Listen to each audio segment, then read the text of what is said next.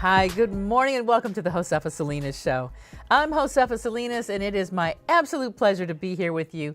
A lot of people have been emailing me and texting me and hitting me on Instagram and Facebook asking me, why did you decide to do a television show? I tell you what, Southern California deserves local information. What's going on in SoCal? So I said, you know what? I'm going to get out here. We're going to talk to entertainers, people on the streets, people doing community work, authors, all kinds of people right here on our show. And with us today, I am so excited to bring on Dawn Osborne, a dear friend and the daughter of international superstar Jeffrey Osborne, who is also a friend of mine. I remember when I first started working in radio, I was at KSOL, at my first radio job, not with college. And your dad came in and he came to, I think it was his first solo album outside of LTD. And he came to the radio station and then we did this huge promotion where people got to come and meet him and stuff like that. And all these, people were bothering him and stuff. So I was like his guard to keep people away from him. I was like, nope, he can't talk. He'll sign autographs in a minute. And we just became fast friends at that point. And I also, JR was the guy that was always, JR, that was with him all the time. We became very good friends. And just through the years, we've always stayed in touch. And then when I met you, I was like, oh my gosh, his daughter that he used to always talk about. It was you. And it's such a pleasure to have you in my life now. It is a pleasure. It is, it's just full circle. Yes. Meant to be. Absolutely. Meant to be. So let's talk a little bit about what it's like to grow up with a parent that's a superstar. I mean, when did you first know Dad's a superstar? Well, we came here so he could be a superstar. We were in Providence, Rhode Island, and we came to California so he could be a superstar. And it didn't happen overnight. There were some very slow times. And then I think it was maybe I was around 10 when LTD really started and Love Ballad was on the radio and everyone really, the hits started coming off of the LTD albums. And so I think maybe I was 10 when we got a limo sent to pick us up to go to the Forum for a concert with LTD and the Commodores. And so I was like, wow, a limousine, and then it just kind of grew from there. And then when he released his solo album, and it was the Soul Train trips and all of those fun things that you get to do, it's like, wow, Dad's really a star. Now, when you were at school, or when you were going down the street, did your friends treat you any differently when they found out that, your dad's a star? I had a rule. Don't tell anyone who my dad is. Growing up, I was, and in middle school and high school, it just caused the wrong kind of friends to want to be your friends. And so my real friends knew, and a lot of people in the school knew. But if you were my real friend and we were out and you were like, oh, and this is Jeffrey Osborne's daughter, you weren't my real friend anymore. Because I was so set on having my own identity. Because one of the hardest things we have as celebrity kids is our own identity. Like, we get lost in our parents' identity. Talk a little bit about that. Because I don't think enough people understand that, what you just said, that growing up with a parent that's in the spotlight, you get lost in that parent's spotlight, in their light. You absolutely can get lost in their light. It's wonderful. There are great benefits to having a parent that is a celebrity. And then there are some things that aren't so great about it that I don't think people really talk about. You kind of get lost in their light because you have people that want to know you, be close to you, or get to know you because of your parent's celebrity. Right, and so then I was very gun shy, like, well, why do you want to be my friend? Who are you, and why me, right? And so you can have the challenge of, is this person really wanting to be my friend, or are they really trying to slide a tape to me for me to get it to my dad, right? And so you have the whole gamut of things that people, can you get this to your dad? Oh, here's some lyrics, can you get these to your dad? And I just learned to say no. At an early age, but it made me very standoffish. And some, people, you get all kinds of things. I was tall. I've been tall since, elementary. So I was tall, I was thin, I used to model, and you would get the girls that don't like you because, oh, you just think you're cute because your father's Jeffrey Osborne. I'm like, I was walking down the hall going to fourth period. I don't know how you got that out of that, but okay. And so there are just those little things that come along with it that people just don't really talk about. You know, we look to create our own identity, to be recognized as just Dawn. Can I just be Dawn today? You know, and so that's one of the challenges of how are you able to just be who you are? Now, what about the amount of time that Dad must have had to spend on the road? I mean, obviously you guys couldn't go with him because you're in school. You guys were younger. We were in school, and he didn't have the budget that he did with my younger brother and sister because they did a lot of traveling with him when they were younger, and so he was a tremendous amount of time on the road, especially when he was with LTD because it was becoming Jeffrey Osborne, right? And so that road, there was tons of travel, a lot of some international travel. It was always exciting when he came home, though. It was always great. Daddy's home. He's coming home. That part overshadowed the absence. My mom was tremendous. I have a wonderful mom, and so we missed him when he was gone. But my mom we were always okay. And then when he came home, it was tons of fun, and I would want to sit there and listen to him play music or just be around him and that type. And you know, however we could, like, let's just spend as much time as we can. So did Dad ever sing you goodnight? I don't remember him singing me goodnight. I don't remember him ever singing me goodnight, and I guess it's like, it's just what he did, you know. No different than if he were worked as a trash collector. That's what he did for a living, right? And so it's just what he did for a living.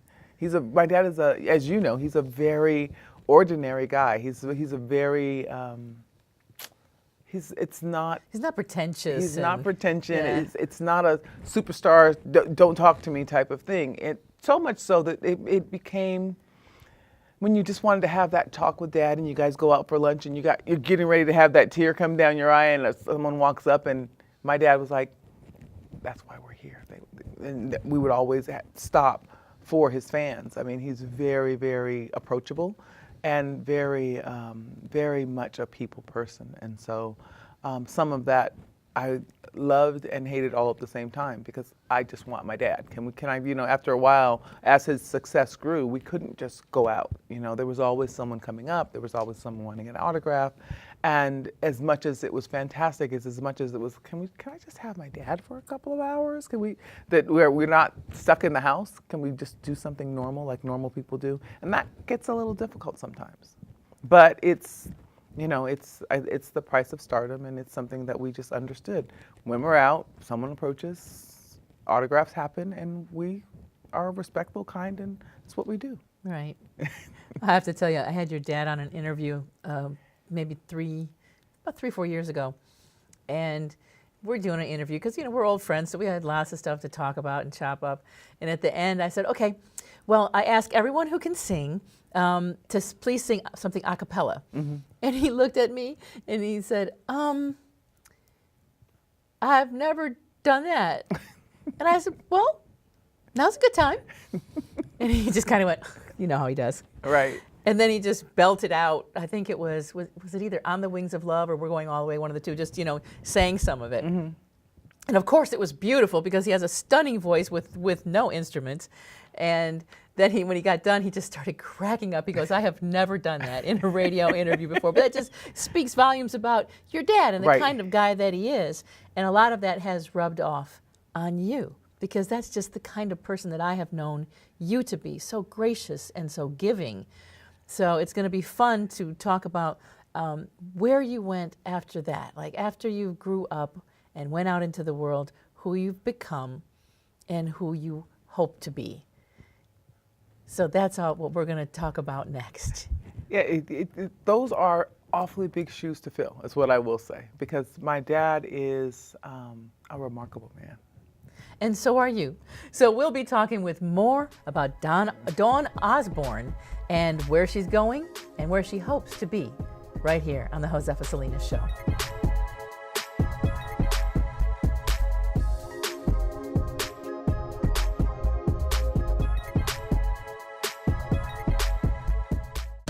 Exploding Wonder Park is a go! There's nothing more powerful than imagination. But don't just imagine. Use STEM to change the world. Who's with me? Oh, it's gonna hurt tomorrow. If she can STEM, so can you. Find out more at She Can STEM.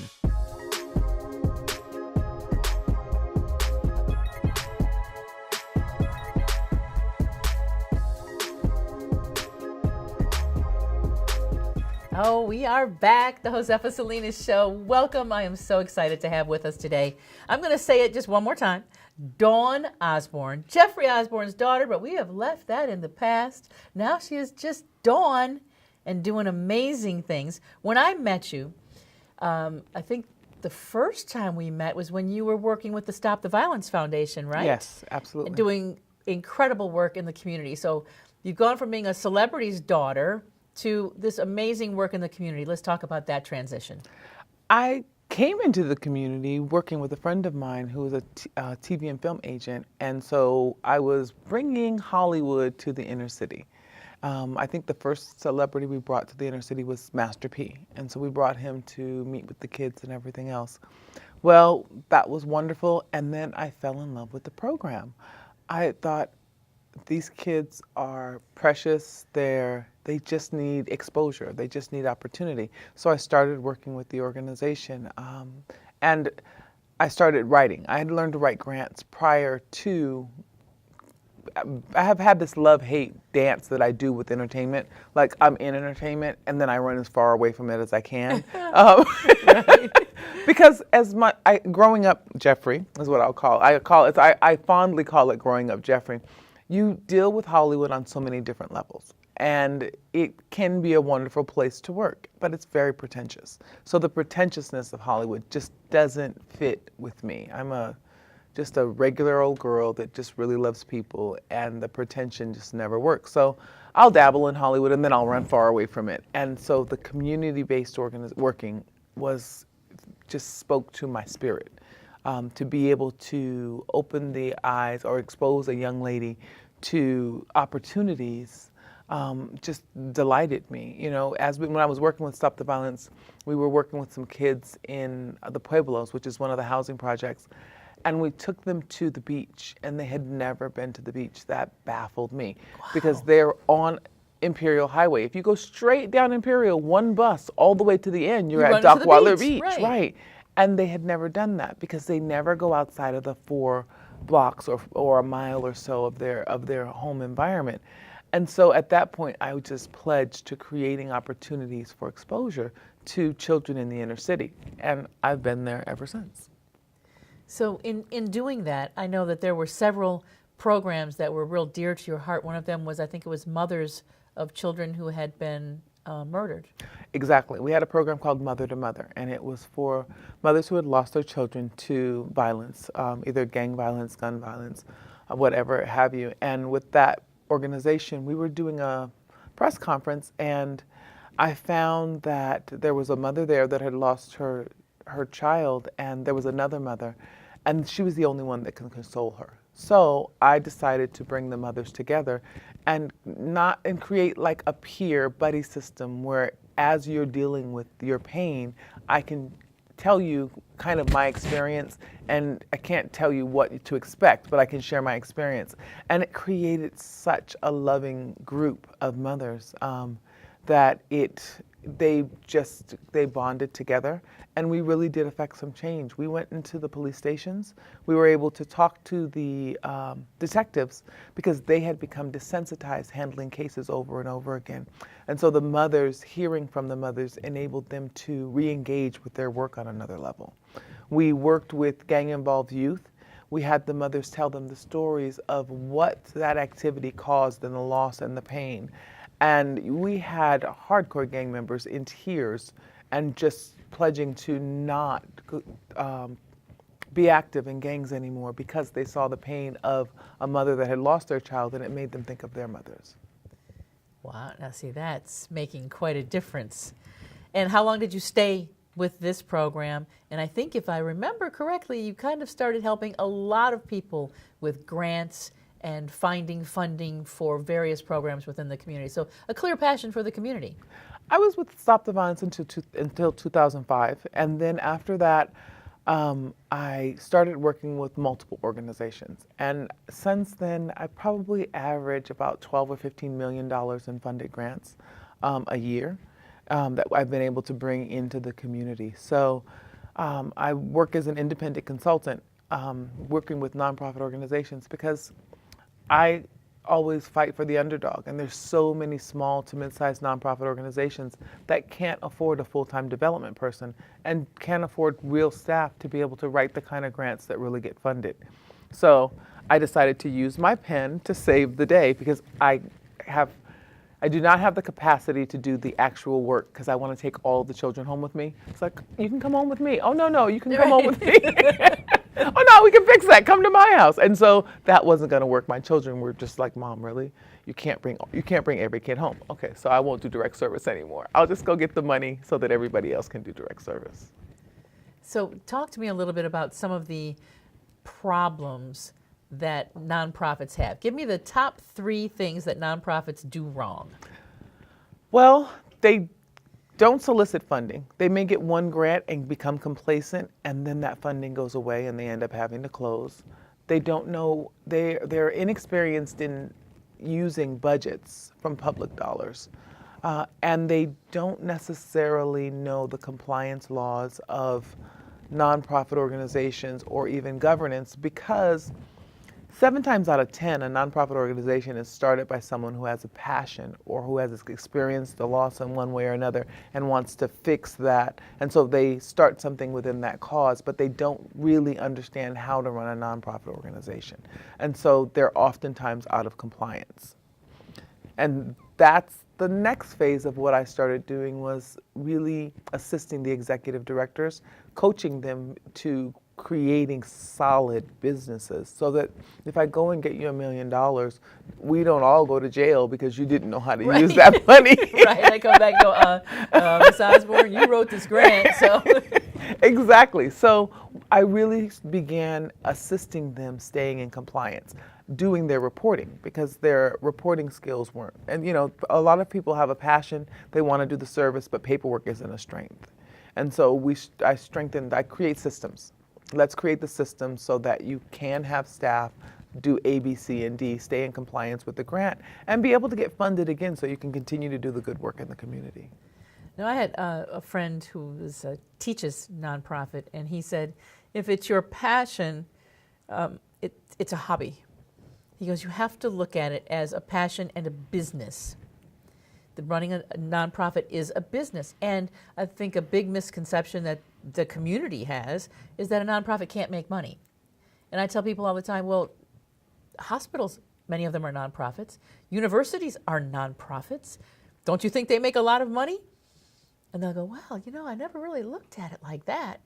So a nonprofit can make money. In fact, they encourage you to become self-sufficient. Am I right? Absolutely. Nonprofits can make money. They encourage you to be self-sufficient. If you look at nonprofits and the top nonprofits, there's one that made $32 million. And that's a small budget because you have billion-dollar annual budgets for nonprofit organizations. It's a matter of diversifying your income streams. It's not a charity. It is a business by all means. And so you should have multiple income streams. And you should look to engage unrestricted dollars as much as restricted dollars that come in from grants.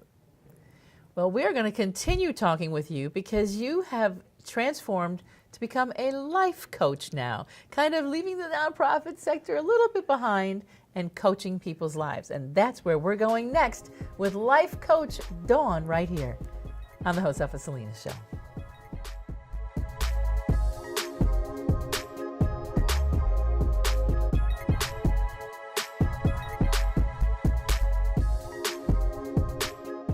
Can I tell you a cat joke? Just kidding.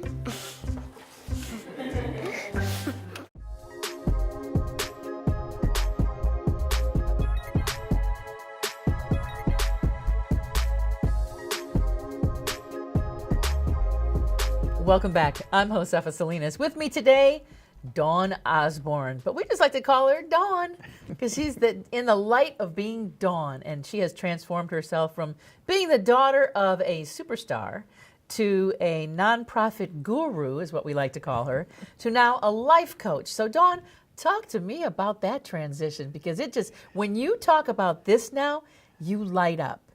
You used to light up about nonprofits, but it wasn't like this beam of light. It was like work that you did. Right.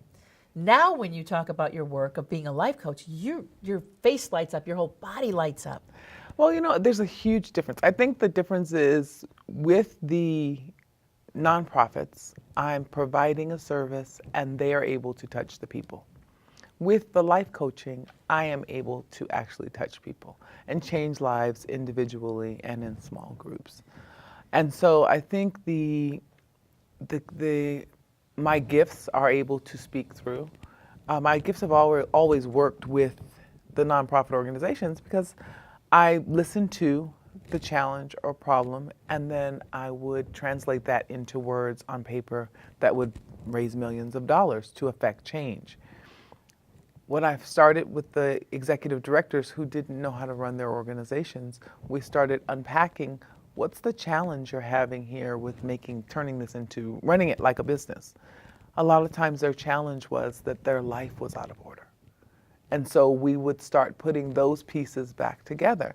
And so as we put those pieces together, I would get excited because this is change. Oh my gosh. You're reading the 4 agreements. You're reading the slide edge. You're implementing the things in Think and Grow Rich, which is changing your life. It's changing your trajectory. You're not just looking for the next grant. You're actually manifesting money now into your business and into your life. You're creating multiple income streams for your organization, but you're also creating multiple income streams for yourself. A lot of my clients were becoming authors and they were following other passions and removing fears because of the work that we were doing in the executive coaching. And that was thrilling to me. And then the referrals started coming. And so now I had all of these people that wanted the life coaching. So I was like, I should probably get certified in this. And then I went to get certified in the institution that I got certified was like, you've been doing this for a while. Because you could kind of be teaching the class. And so it just kind of evolved. And when you write curriculum for grants, you're writing lessons. And so I found myself writing lessons for my coaching clients. And it's wonderful to take a young woman who has been abused or is coming out of a marriage and give them tools to transform their life to where they want to go. So I have these, I call them my tools for transformation, and to ignite or set someone on a path of discovery with those tools it's life altering for me because I get to watch the change happen. And that's why you see the light, because it's like, oh, it's fun. I get paid to do it, and we change lives all at the same time, and that to me is everything. It's I don't mind my phone ringing. Sometimes when I was working with nonprofits and I'd get a call and a system's not working or an audit is coming, those aren't fun calls. Right. But the calls, even with the challenges that my life coaching clients have, we work through them, and it's real, and it's people, and it's life. But, more than just the word life coaching, it's life. It breathes life into me because I get to breathe life into people all day, every day. So how do you stay centered? Because, in giving all this energy coming out of you that you're giving to other people and helping them order their lives up and keeping them self-centered, how does Dawn stay centered? Where does your battery get recharged? Oh, I don't live far from the ocean. I'm always at the beach. That recharges me. I do a lot of work with crystals. From life coaching, I've started doing energy work.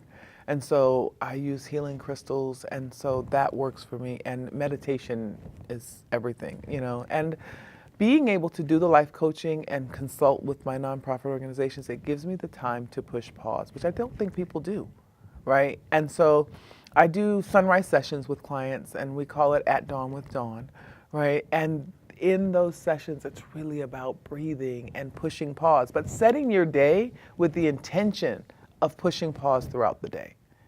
And so I practice what I preach, I guess. And I ground myself. I use the earth to ground myself. I'm very much into the holistic methods of healing.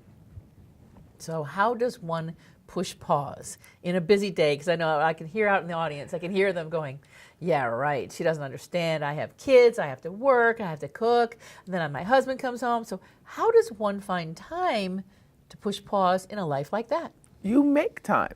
So I have a series that I teach with the city of Los Angeles on self-care. We don't take care of ourselves. This is where all the stress comes in. This is where dis-ease comes in. So people don't understand that disease is just dis-ease. And so you have to create the ease in your life. Everyone can stop and push pause for 5 minutes. Take the time. Don't use Instagram today for a change, right? or use Instagram for 15 minutes less and take 3 5-minute breaks to breathe at random times throughout the day, just to stop and breathe and gather yourself. People jump from phone call to phone call and take the frustration from one call to the next. If you just stop and pause, just breathe, or just go outside and walk around your office building. Why not? You're on a phone call that you don't really want to be on, listening to some gossip that you don't really need to listen to. Instead of that, it's time management, but it's not. It's choice. Choose better. Choose self. Choose self. And it's not being selfish to choose self. It's being selfless to choose self, because if you empty your tank, you have nothing else to give. It doesn't matter whether it's corporate America or you're working with kids or you're going home to your family. If you empty your tank and you don't have anything to give, you're going to be snappy with your kids. You might be snappy with your secretary. You have to be able to, and if you want to continue to give, you have to recharge. And that is just as simple as those 3 5-minute breaks. So how about some social media? Because I know everybody's out there going, okay, how do I find her? How do I find her? Where do we find Dawn the Life Coach? Okay, so my Instagram is at Do Drops of Wisdom. So it's a play on my name, D-O, and then Drops of Wisdom. Do Drops of Wisdom. Do Drops of Wisdom. Dawn, at Dawn with Dawn? At Dawn with Dawn, we're launching that. That's going to be, I'm still playing around with it. I'm working with some of my branding experts to find out whether we're going to do just radio or if we're going to do TV. But I think we're just going to do a podcast to start. And because the At Dawn with Dawn sessions are sessions that I do with my clients all across the country, where my mother named me Dawn, so I'm always up at 4 a.m., right? Well, it has been a pleasure to have you here. Promise you'll come back. I promise I'll come back. Absolutely. Thank you so much for being with us. And we'll see you again right here on the Josefa Salinas Show.